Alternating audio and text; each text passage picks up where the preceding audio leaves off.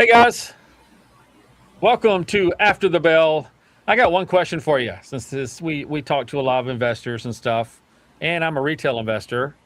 I'm not a bank. I'm not a quant, and I'm not an old That's for hedge fund sure. guy or whatever investment banker guy. So what was my favorite phrase back in 2021? Buy the A dip. retail investor. What is it? Buy the dip? Well, we did that too. No matter how far it went down, yes. We caught that knife. How low can it go? No. Why did I do this? Oh, that we still are saying that, yes. AMC. Hey, Average down. Average down was another Royce, one. Can you fix this? I wish I knew him back then. That would have been great. Yeah. I would have been in options for 4 years now. But average down is definitely one. But definitely the biggest one we always heard all the time, especially if our price went up 5% or more, we would say to the moon, and everybody go nuts. And even the investment bank, like Morgan Stanley, what was their thing? What was their platform called? They had a commercial about it with the babies. They made fun. Yeah, E-Trade. They made fun of the retail investors straight to them and had a commercial with the guy on the moon swinging a golf club and it's saying to the moon. And they were making fun, and they had babies making fun of retail traders and everything else. So you can see why commercials are like the best thing ever. The original ones they were funny, but a lot of them were directed at a certain time period towards all the retail investors, which is funny because that's what they need on their team. They need the retail trade. I mean, they will admit that. Especially if they can't psychologically get them to do what they want them to do. But that's not what this show's about. Anyway, that whole introduction was the fact that NASA, which I'm wearing today proudly, although I like SpaceX, to be probably come out by June, by the way, the IPO. They sent finally got back on the moon, or they're not on it, but around it. So they're shooting a rocket around the moon to get ready for probably later in June for a touchdown again. So we think there is a moon. We don't think it's all made up in a studio somewhere, or at least I don't. That's one conspiracy that I don't believe in, is that there is not a moon and the earth is flat. Oh, thank God. There's a base Right? on the moon. I'm glad you drew the line somewhere. Right. No, I drew a vector somewhere. We're talking about anyway. Boy. Yeah, oh boy. All right, so let me do the introductions here so we can do all the legal stuff. Like I said, Daniel Hopwood's top right-hand corner, ex-institutional wealth manager, i.e. Daniel Horner, because he's sitting in a corner. We've got JP. You know I what? couldn't help it. Yeah, just I had keep going. to. Just, no, roll over that. Keep going. I had to. Josh. You got JPM, the what did I call you? Bankster. That's right. Mhm. And then because he represents JPM, and then in the bottom right, that's also his initials, by the way, his real initials. And then we've got sitting somewhere on a dilapidated dock.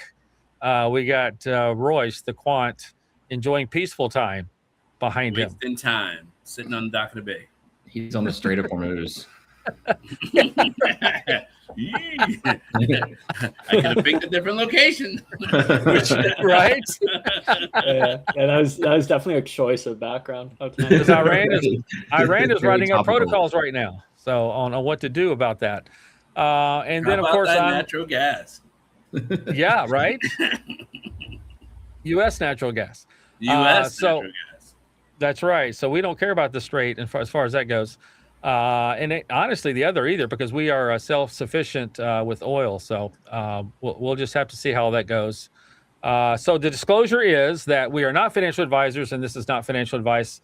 The information that we provide is surely for educational and entertainment purposes, and always consult an investment professional before making any financial decisions. And I've been Spider-Man the last couple of weeks because I was bitten by a spider, and it looks probably poison ivy at the same time. So I got some double trouble there. So if my voice gets cracky or whatever, it's because the medicine I'm using makes my mouth very dry. So hold on just a second. Instead of Spider-Man, should we call you Spider Geriatric or? Oh, he's going to start off that way, is he? I was owed one for the Jack Horner in a corner comment, so Oh, boy. now we're even. Yikes. Or even? Let's roll out the numbers here on a Thursday. This is a Thursday, not a Wednesday, because just a lot of things are happening at the office, which hopefully future will be talking about that kind of stuff. So anyway, here we go. After the bell, we have the Dow Jones 46,504, which was the only one that was down, but it was just pretty much, it was almost flat today because we had a really big roller coaster. And my light went out. Great. We've got S&P 500 at 6582. That's plus 0.11. We've got NASDAQ at 21,879, which is plus 1.18. I think the black swan we're waiting on is for the S&P 500 to get to its favorite number, which is 666. I think that's what we're waiting on. Then that's when the markets will go crazy. So crazy question. Has That actually is a support level, by the way. Go ahead. Have you seen what the S&P 500 did today, specifically? I know it did it get up to 6,600? No, there's something more significant than that. And It didn't reach the 200, did it? Hold on. I'm bringing up the chart to I bring feel in the it's still below the violence. 200. I'm bringing in violence.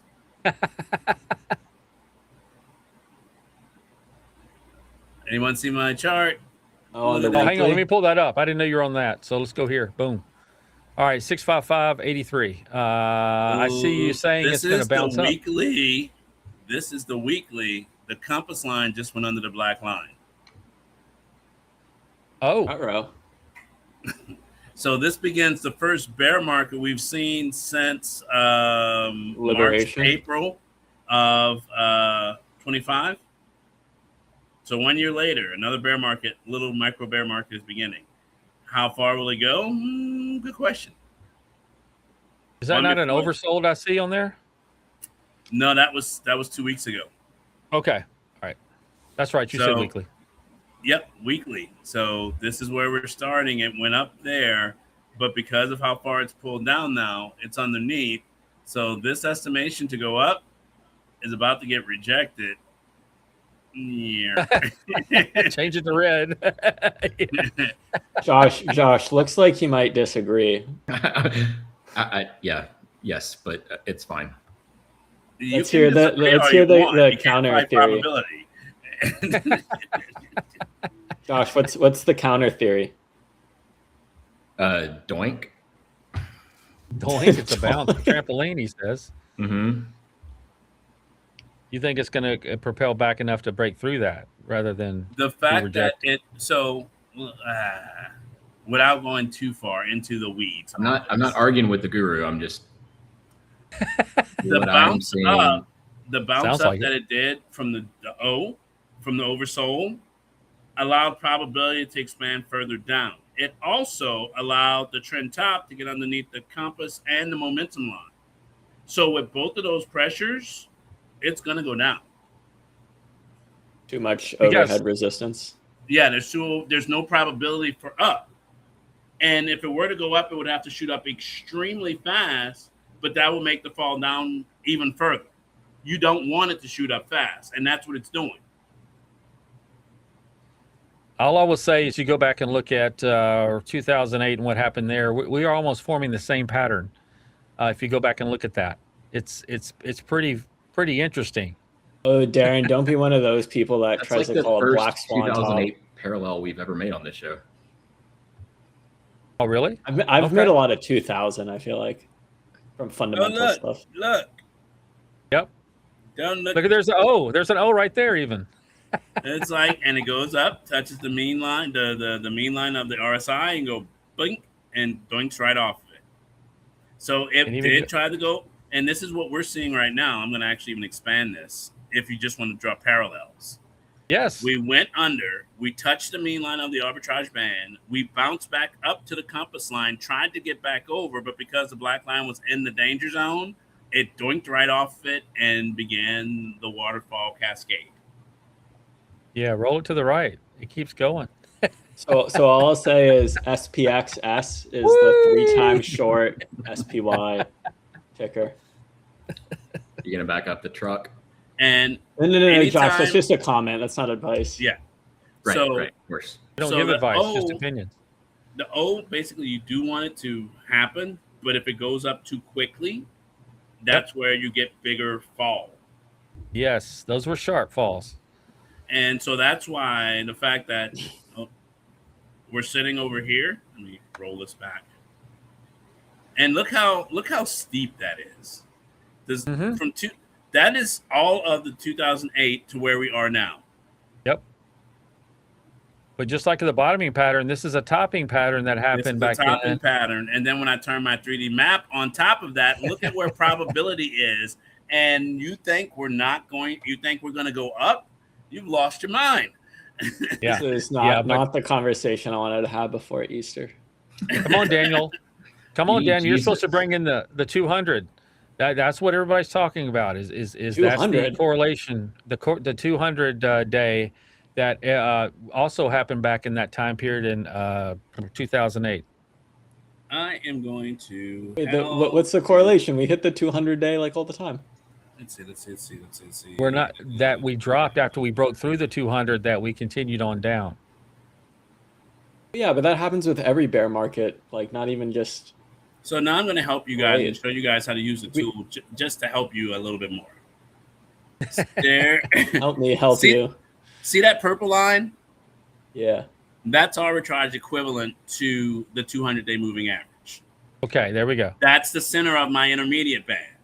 Yes. That is the same line that we're sitting on top of that basically tells you get the F out if we cross under it. That's my point. So you can do what you want. I just know where my money's not. Gosh.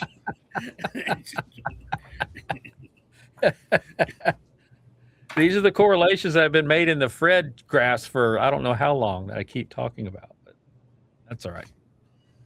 We'll see. We'll see what happens. And you can use the Atlas, in case you didn't know, you can do this. In the Atlas, you can actually say, show my support and resistance line, set that guy to intermediate, tell it to show where the daily one is, show where the weekly one is. So you actually even have two. So basically, that's the first net at 640. The next net, if it were to fall and basically go all the way to the next level of support, that's for the weekly, is at 502.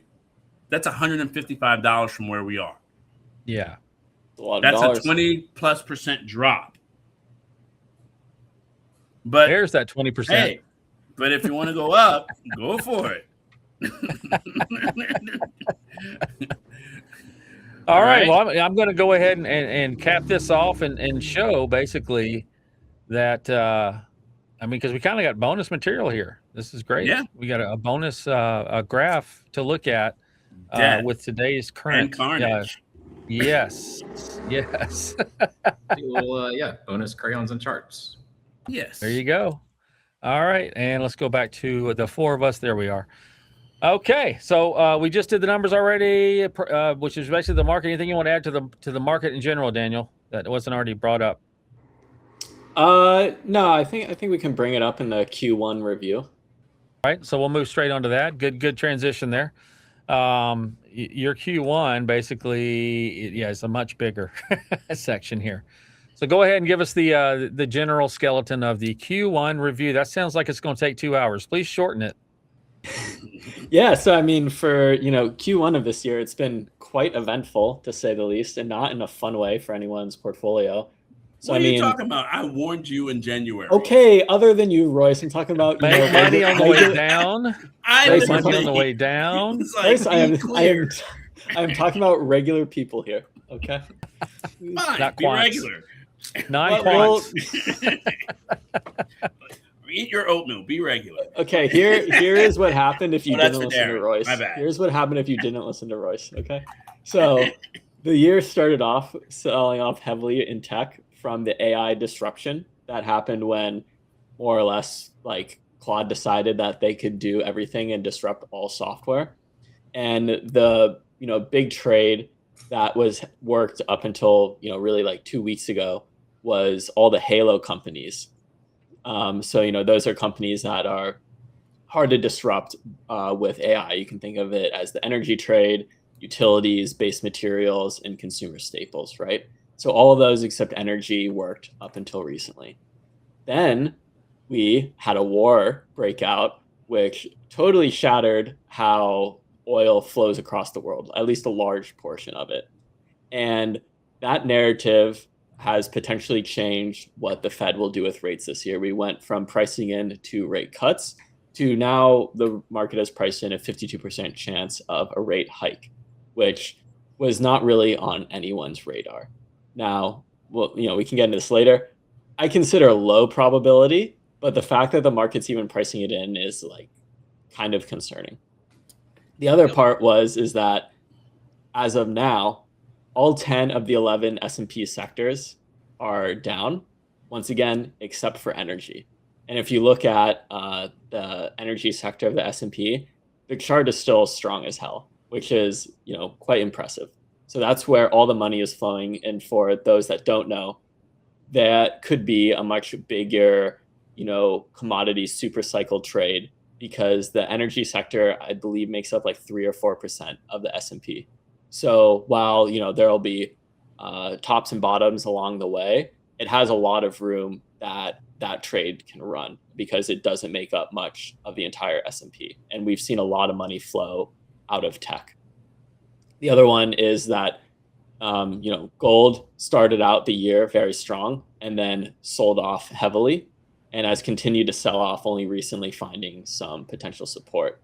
And then, of course, with the move in what might be a Fed rate hike, bonds have surged, and Bitcoin has also continued to sell off, showing a negative environment that people are risk off right now. So, all that being said, when you look at some of the technicals of it, what Darin was talking to, on the major indices other than the Russell, we're below the 200-day right now. And on top of the arbitrage indicators, that plus, the 21-day and some anchored VWAPs from prior lows are having a lot of overhead resistance in the market. So the environment is set up quite negatively, but not implausible for Josh's upside target. So for Q1, it's been a hell of a year. A whole year, that's about right.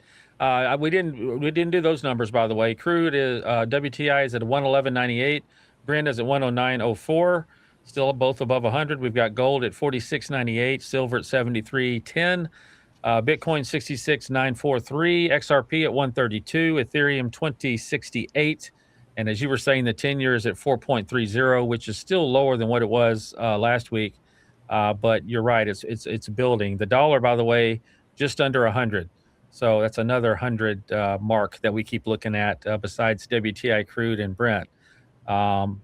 Gold, evidently, I heard this last week that there are some futures contracts that will blow your minds as far as how high that's going to go, or what they're betting will go. And I'm talking double where it is now. So that's an interesting thing to look at. And these are people who have money that are doing this. So they might be doing something kind of crazy. Maybe it's a leverage thing. I don't know. But it's kind of scary that gold's going to be that crazy. All right, so on the just the general Q1, Josh, let's hear it, because evidently you are the counterpunch to Jack Horner on the markets going above the 200 and staying above, or blasting through it, maybe. Oh no, no. I was actually gonna, on his point, there were a lot of people that about a year and a half ago that were promised a lot of winning, and I'm just wondering when that's going to start. I think there is a ploy here. I got my hat on now, the correct one, the tinfoil hat. It's going to be a soft landing. It's going to be bigly. it's been soft as concrete. The big money has spent a lot of money on EV, so they're trying to knock out the gas. We couldn't do it in the ways that we thought we could. So now they're trying to switch it back again to where everybody's going to be reliant on energy or EV as the new energy front again, so that they can make their money back from all the money they lost by putting so much money into that worldwide. So That's one thing I think might be happening is they're trying to just, maybe that's why they're blowing up all the oil fields. They want to get rid of them so that we have to rely on the EV. We'll see. Well, I got to give a shout out to my Substack and the Arbitrage bands, because I called Neo like 3 weeks ago, and it is done quite well. If you Are you serious? Yeah. Yeah. It's set up on the Arbitrage band like probably 2 or 3 weeks ago, and we had it as an interesting chart at the end of the Substack. Yep. Yeah, everybody should definitely check out the Substack. Like, Daniel keeps bringing receipts, and I'm all here for it. How do you get to it, Daniel? I'm impressed myself, honestly.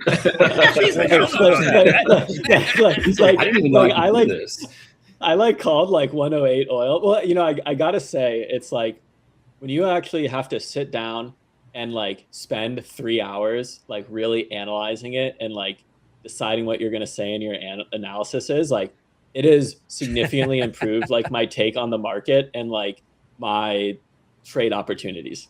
You got to back it up. That's right.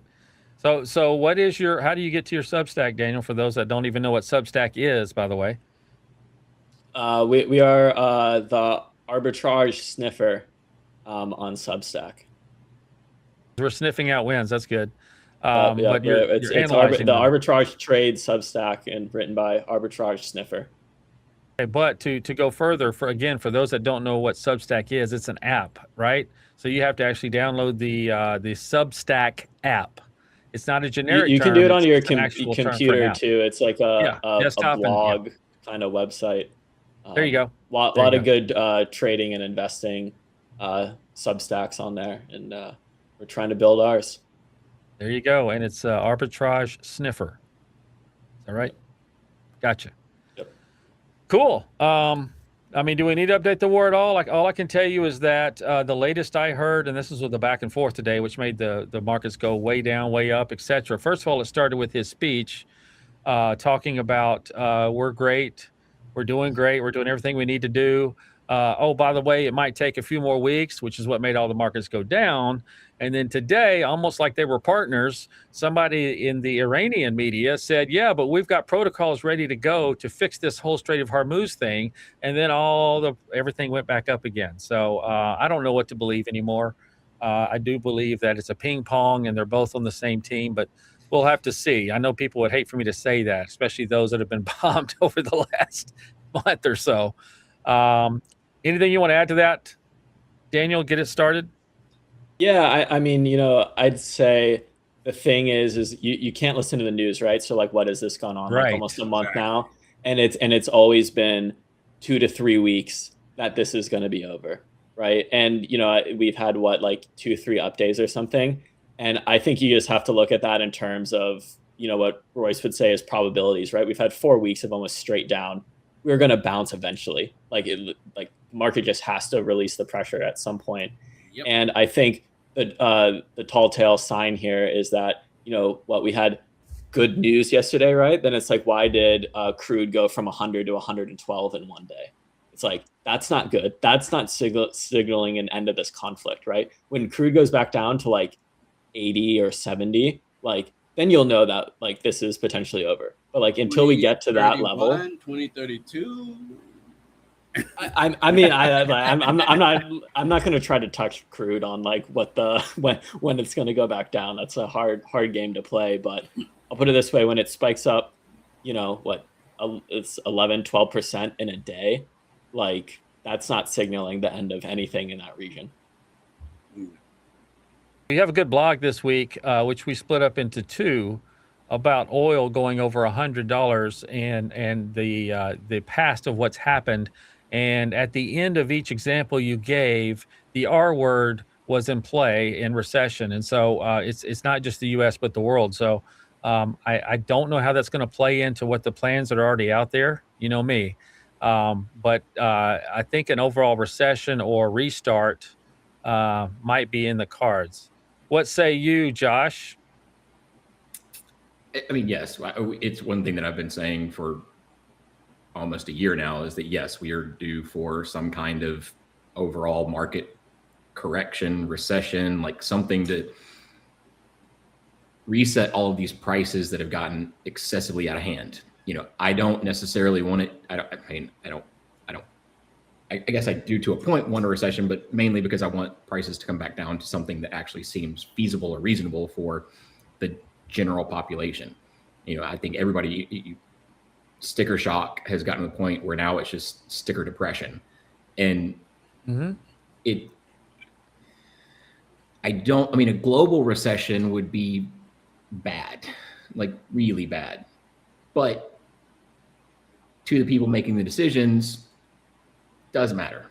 Like it's not going to affect them. It's no big deal. They're just going to gobble things up and be more opportunistic, kind of a repeat of the playbook back in, 2000 when we had the pandemic and everybody shut down and people were losing their jobs left and right. And, you had all these people coming in and gobbling up various companies, various real estate, it's just going to be, we go global recession, it's going to be that on a grander scale.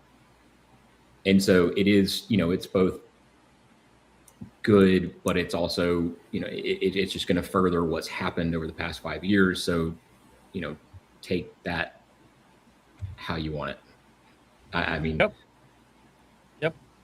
I agree with a lot of that. And I think it's all part of the plan. Royce, anything you got to add to? I got all kinds of stuff. So recession, is that a bad word? Is that a dirty word? Are we supposed to fear it? We just don't know the definition of it anymore. They'll change it if we hit it. Negative connotation to it, yes. I think anyone looks forward to them for the most part. Okay, so I'm going to ask you, what happens to the dollar every recession? Goes up. And that means it's worth more, yes? Yes. The dollar is worth more. The stocks and the market are worth less, but everyone is fleeing the markets and going to cash, right? There's a panic and everyone's rebalancing in a commodity because that's all cash is. It's a commodity. So are we in a recession? I think we are, but I think that's one of the reasons why gold and silver and oil are all going up. They're all commodities. People are just picking their poison as to where they're going to hide their money, where they're still going to get a return. And just like there's always a bull market somewhere. And you can try to fight and say, okay, tech is going down or tech is going up. Who really cares? Just follow the trend that's in progress. Okay, so where's the trend in progress? Commodities. Pick a commodity, any commodity. That's where everyone is hiding. So it means the settlement layer where money settles, where everything settles, gold, silver, oil, platinum, XRP, digital assets, USDT, pick a commodity, any commodity, and everyone's hiding their money. So it's not that a bull market is not happening. A bull market is just not happening in the U.S. stock market. People are rebalancing their portfolios just like they rebalance on triple witching. They've been in long positions, and every recession is not just a recession. It's just a rebalance of what commodities are being held long term. Royce, so Warren Buffett. For the people who don't follow the cyclical, up and down, it's just a sine wave. You will have a rebalance, and then people will redeploy when they see the prices are too low on the stocks. Buy low, sell high. That's not new. So help me understand this, though, because typically when commodity super cycles happen, it's when the dollar is getting weaker, not stronger. No. That's not true. If you look at the price, typically, and this is how they normally, play it wrong. They illustrate, okay, like that when you devalue a currency, you will see like, hey, it takes $50 to buy a loaf of bread. They call it inflation, right? Because they said the dollar got weaker, but in the recession, it goes just the opposite. What you used to be able to buy and at $5, I think a loaf of bread right now is about $5 or $6 a loaf, when it used to be like 99 cents, $1.50, whatever. So it's like 4 times its value. The dollar hasn't gone up. The dollar's actually lost a lot of its value. So a recession just says, you know what? Things have gotten out of hand. Inflation has gotten out of hand. We need to calm down, bring it back, prices fall, make them affordable again, Rate cuts will not do that. Rate cuts basically says, hey, you got to raise the rate so that way people want to leave their money in banks. So you go from markets, the stock market, to safe harbors that are going to give you guaranteed returns like CDs. And for the savers, for the people who are smart enough to say, okay, this cycle is ending, let me switch where I'm at. It's just the smart move. So if you ask me, and Daniel, you know this as a fact, as of February 15th, all of my portfolios went out of stocks into commodities because that was the smart play.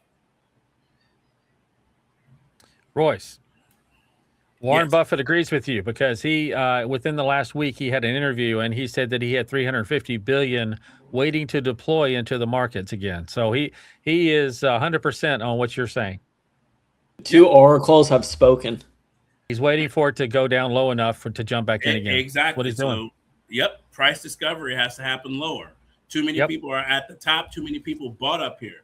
Anytime, like for example, my mother-in-law said, "I'm buying Bitcoin." I'm like, well, time to sell my Bitcoin. Yep. Oh, the amount of people I've seen on Twitter saying that this is the market bottom in Bitcoin, I'm like, no, not a chance. Like, 50. Too many people have said it. I was like, they have to all hate it and abandon it before it will go back up. Yeah. The only danger there, they're treating it as gold, or they're treating it like gold as a commodity.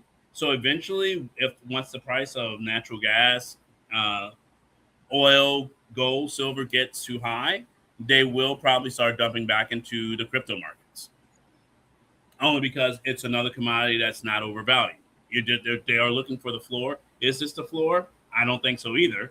But I don't think they're going to let it go so far that I don't think we'll ever see 17,000 for a Bitcoin ever again. Is that on the table? It was 2 years ago. It literally went from 110 all the way down to 17,000 before bouncing. Yeah. That's why we brought up 40,000 a lot in the last 8 months. We've said it, I mean, on here as a future possibility. So that's still in play, evidently. I know, Josh, I saw some pensive thoughts there before we move on. What you got? Oh, no, I was just digesting really more than anything. Okay. Like it wasn't a Yeah. Cool. And it was counterintuitive to what the current narrative is, because you've seen a lot of the talking heads are saying we're getting back to like a more risk on. That's what they want you to believe, so they can go under. That's the thing is that's more of like a micro cycle. I mean, micro rather than macro, but yeah. You guys also remember. I'm so great, Daniel. I was just gonna say, so like for what it's worth, often when you actually see like a rise in Bitcoin, when you can like confidently like say, like, you know, I don't know, probably when it trades back, like let's say this was the bottom, right? Mm-hmm. If it were to like trade back to 80, then I think you could say like we're going back into a potential risk on environment. Because, you know, if you look at Bitcoin, it started selling off in October, and what the market really started like about a month ago. So it's like often leads because it follows like a liquidity narrative of like where risk on will be.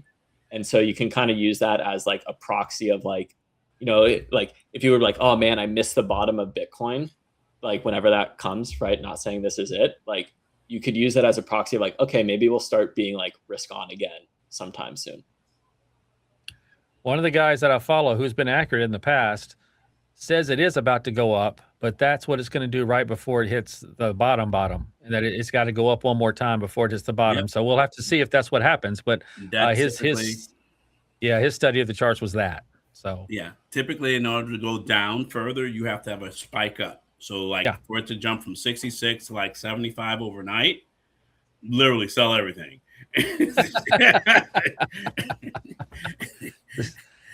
Yeah, and if you're smart, make money on the way down too. So yeah, for sure. All right, so we'll throw in there. I mean, I know it's getting kind of late, but we'll try to speed it up here. But as far as the state of the economy, you brought up jobs again. If you're still believing in the jobs numbers, the private sector hit an increase, I think. I mean, they had to make something come out sort of positive. But meanwhile, we hear every day about another company like Oracle putting 20,000 off and other companies that are just they're just, because of robotics, which they're finally starting to admit AI is doing this, and because of the whole, you even touched on it earlier about the economy and making things profitable for a company. And one way to do that is to eliminate staff, so that your margins can stay up, even if you do have to pull your prices down, or maybe they're anticipating that the prices are going to have to come down for their stuff. So therefore they have to get rid of staff now to get ready for that. I'm sure they talked about all of this in Davos, and it's just being executed now. And then with gasoline, you threw in here as well. Inflation, you said, is expected to push over 4.2%. That again is a number that is, if you believe it or not. I know that you said in past recessions we went up to 9%, 10%. GDP gets pushed down. You see how much I read your blog, Daniel, which I encourage everyone to read, by the way. It actually is a really good one. It's a long one and it's 2 parts, but it talks about all of this. It's not it talks long. about, if you do the 2 parts, well, it is, especially when you voice it. The blog, which is separate from the Substack, is like 6 pages. Yeah, that's the one. Yeah. So is that what we're all figuring in here, Daniel? I mean, any overstatement, a quick statement that about all those other things you just added to the state of the economy? Yeah, I mean, look, with the job numbers, obviously they always get revised, right? 62,000 job growth in private market. I'm sure it'll get revised down next month, right? Like the U.S. retail sales rose 0.6% this month, in February, but January was revised down to negative 0.1%, right? So I'm sure February will get revised down as well. Long story short is that a lot of the numbers are not looking good, right? The cracks that we've been talking about of like, hey, this number is starting to creep this way, are now like starting to print not so good. And one of the things that is alarming to me is Powell said to a group of university students that he was talking to that he doesn't expect to raise rates because the impact of oil prices will be short-lived and won't be seen for months. And the last time that guy used the word transitory, which I think he's since retired, because he was incredibly wrong for a very long period of time. Now, Janet Yellen. Yeah. I mean, but like, who knows how Kevin Warsh handles the situation, right? Like that. Obviously, there are concerns there, but it's the macro picture that we have talked about being cracking for a bit is now starting to print that way. Yep. Let's run on to this clarity, because I know that's something that probably Royce and everybody else will have a lot to say about real quick. But you're saying that but there's bad clarity on clarity. So nice use of words there. But so what do you mean? It's not clear that what's happening with the Clarity Act, or we're just not reading it all and placing it in action, or what's going on, Daniel?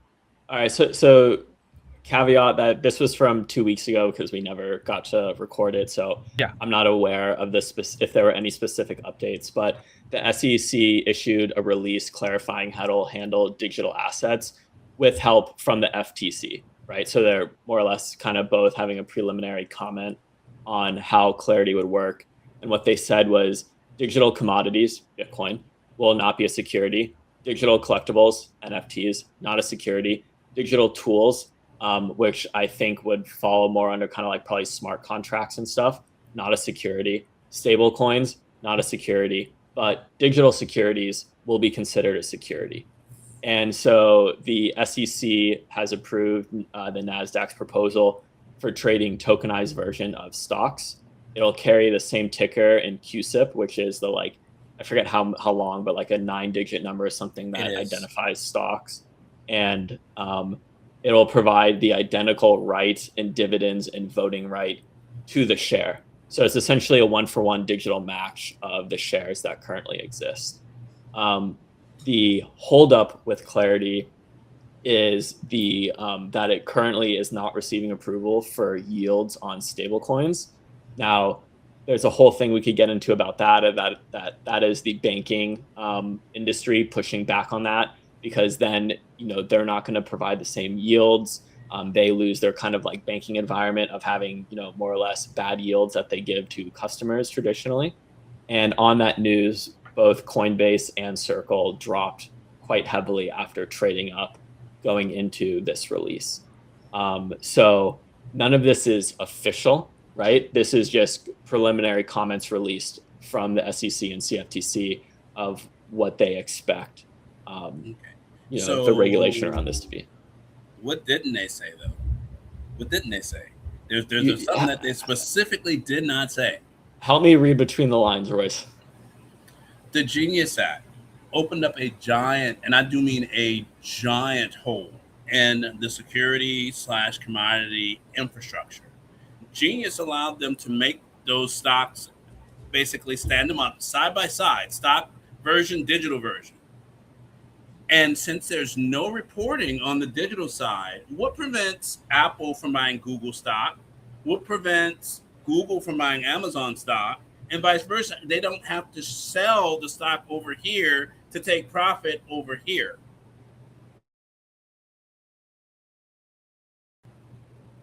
Saying in this that those are one for one. That clarity will close that hole, but that hole has been in place for about 9 months now. So what's the implication then when it closes? I guess I don't understand. Grandfathered in. You don't have to report what wasn't regulated when you did it. So essentially they own a bunch and no one knows? Different companies can invest in other companies and not have to say that they did it, because the digital version entitles them to the stock, the physical stock on the security side.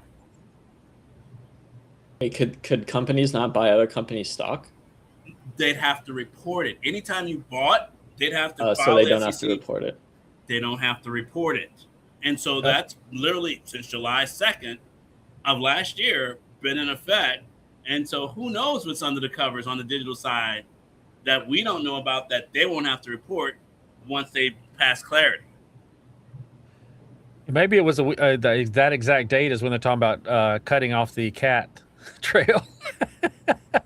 So you'll never know. It'll die in the bottom of the ocean somewhere. But it just sounds like two floats to me, and just it sounds like another way of Wild Wild West to get away with whatever you need to, which as long as we're making money. It's not two floats. It's literally when they did with the NFTs. They're like, hey, I'm gonna make this thing and call it NFT, and we're gonna make money off it.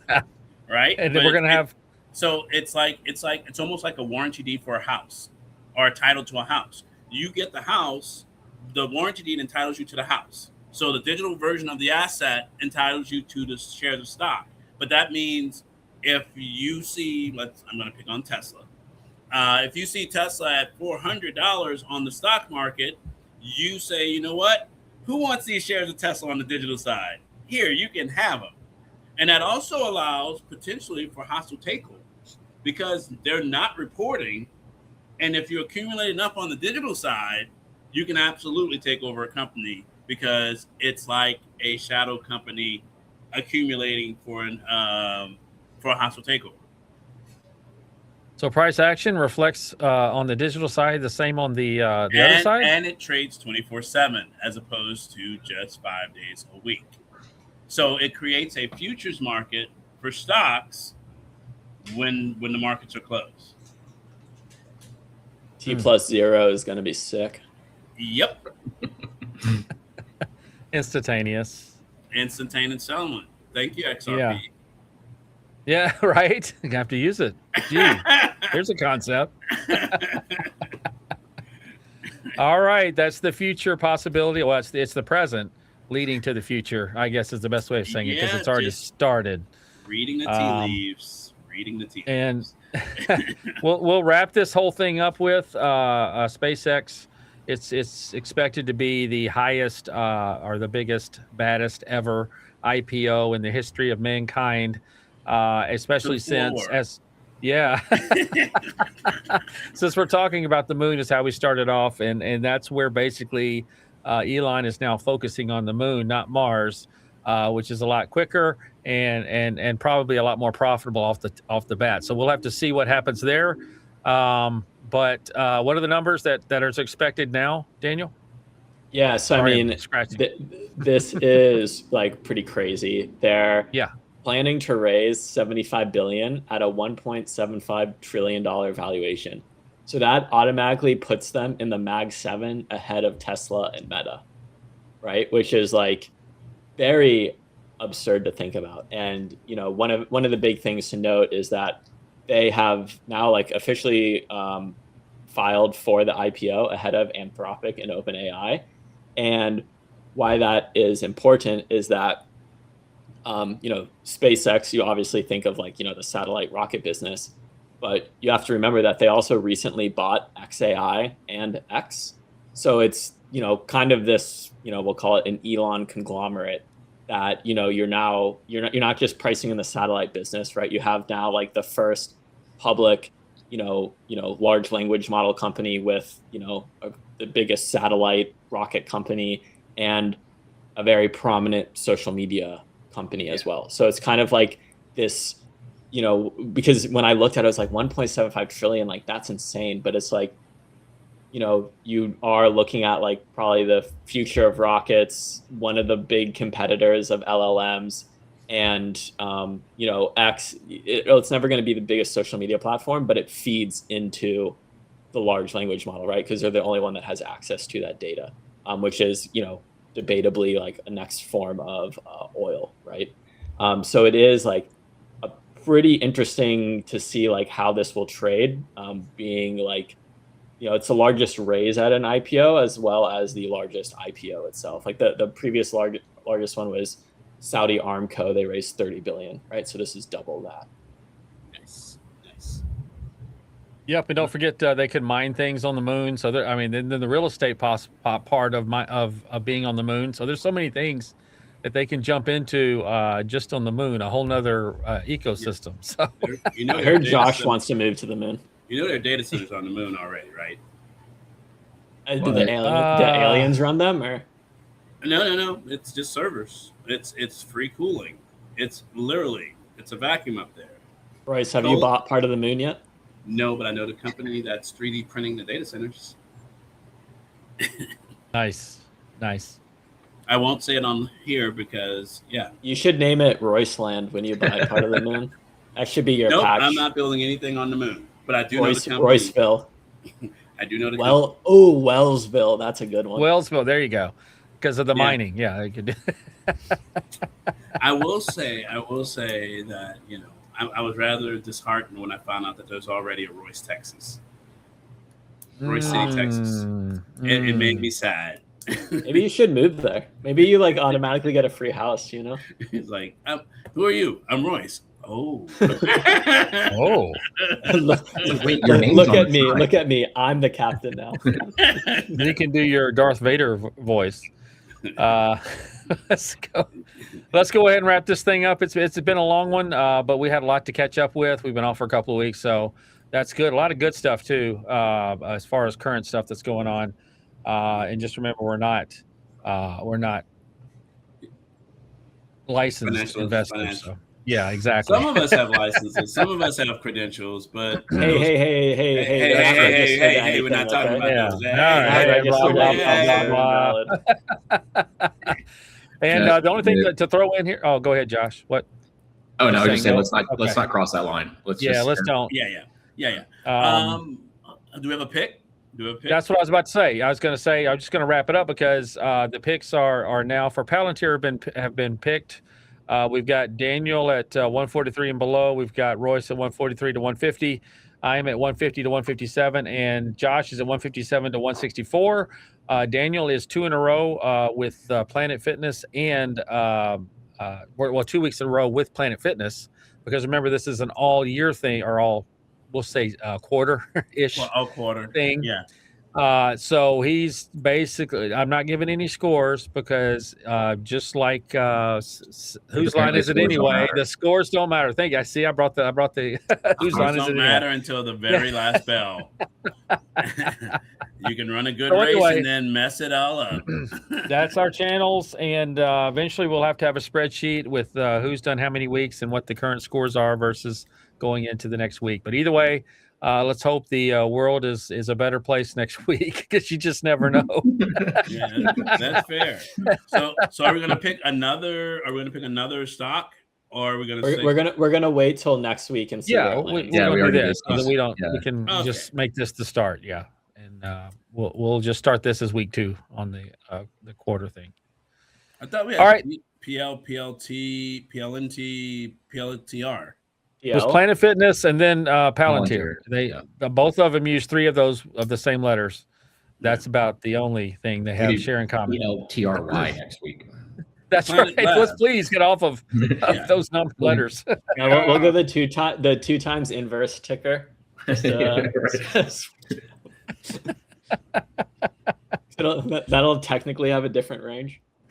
We'll do PLUTO next week. Keep with the Pluto? space theme. Okay. Well, That sounds like it trades at OTC. Oh, I'm guarantee you it does. No where way. AMC's trying to trade now. Oh boy, Pretty here we close. go. Oh, is that it? Okay. CBX. Yeah. Oh boy. Now we're gonna have okay. We're gonna go over to that then.